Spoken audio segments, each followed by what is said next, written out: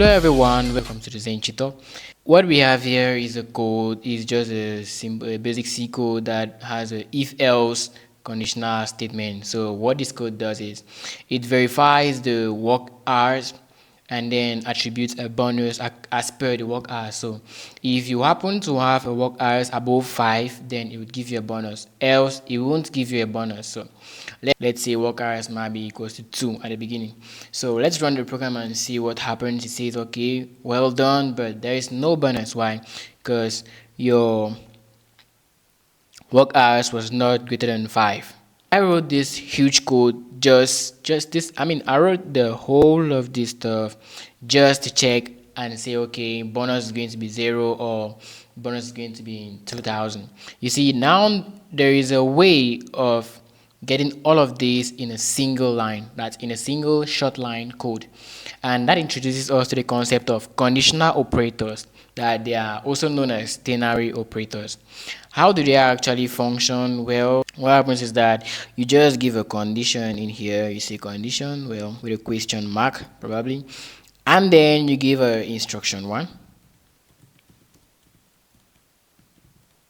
Instruction 1 followed by instruction 2.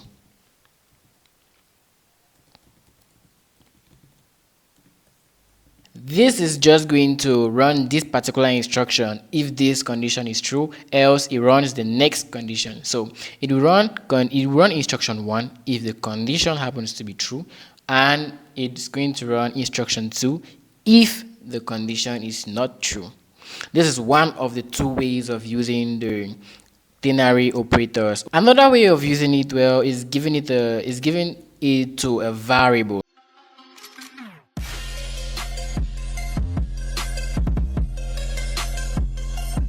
What happens in this second fragment is that this variable is going to hold the value, the first value, that's value 1, if this condition is true, and it's going to hold value 2 if the condition is false. So let's try to actually implement it in our code, in the code above. So let's move directly and go use it in our code up.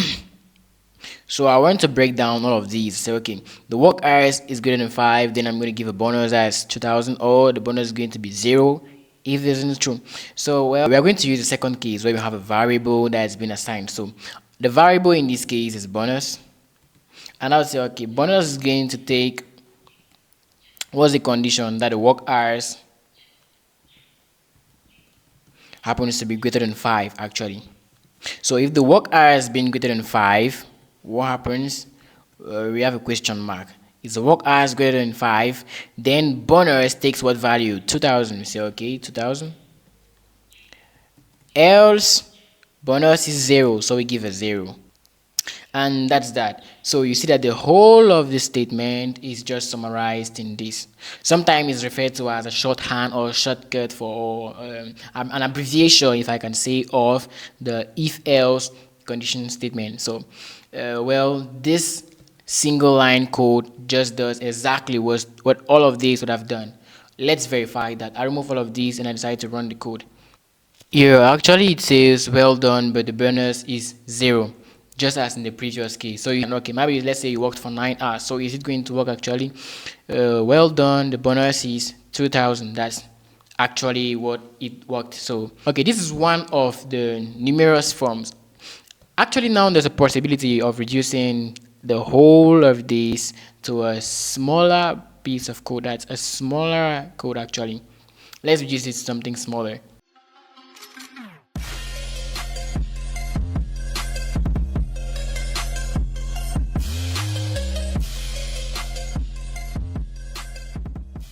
So let's run this code and see if it works. Before trying to test this one, I'm going to comment this part of the code. This is another way you can beautifully use comments. You can use comments to form of sort of quarantine a particular portion of a code, like something like this. Yeah. So I've actually made this to become comment, so this is not actually going to be executed, it's just going to be ignored, and this line is going to be executed. Let's execute it and see if it actually works the way our program. So here the work hours is 9, so well done, and bonus 2000. So Let's try with a value like maybe 2. Your work hours, you just worked for 3 work hours. Okay, 3 hours. 3 hours of work. Oh, okay, we run that and well done, but no bonus. So it works perfectly. In this video, you have actually seen the the two possible ways of using the conditional operators. Remember, there are some sort of summary for writing the if-else conditional statement. For this is going to help you just in case you're writing your code and you're like, well, I don't want to spend much time. I don't want to spend. I don't want to type much.